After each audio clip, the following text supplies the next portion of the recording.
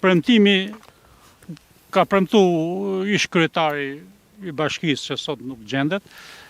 Nuk gjendet ai, po s'është më kryetar bashkie. Po s'është më kryetar, por premtimi më konkret ka qenë 20 shtatorit vitit 2023, pikërisht 10-20 metra më larg. Po zëvendës kryeministri e vendit Belinda Balluku erdhi dhe premtoi ndërtimin e rrugës. Unë për vete isha dita aty dhe falendrova si zyrtarja më lartë që ka ardhur. Edhe ajo tha që unë do të ndërtoj me ndihmën e FSHS-s.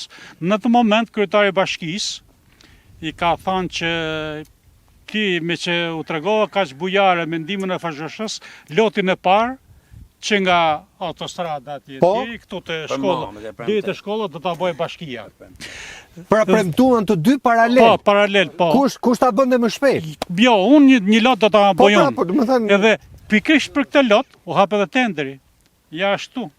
Ha, domethënë deri këtu ku jemi ne. Ne u hap tenderi. Është bër tenderi. Po, jo, u raportu tenderi. Ja e kam. Po çfarë pati pastaj u anullua?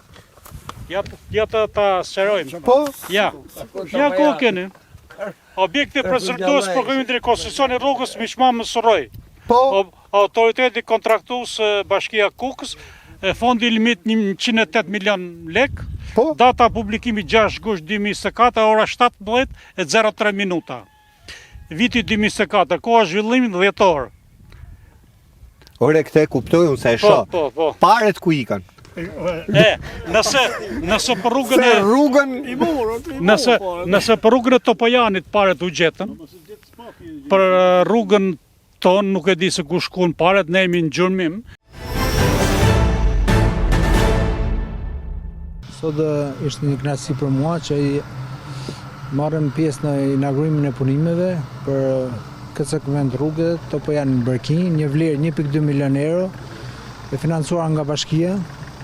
Është projekti i parë, puna ime e parë në Kukës, punë të tjera na presin në Kukës, financime të tjera do ketë qeveria, bashkia. Unë me agimin kemi bën një kërkesë për interpelancë. Po, në Këshillin e bashkisë, kryetari nuk na erdhi që na shpjegon të ku janë parat. Ne nuk na erdhi, por ne ata ne kemi informacione se ato para janë devijuar, disa për një bashkëfinancim të një shkolle në Kukës dhe disa një pjesë për qendrën e fshatit Shëmëri.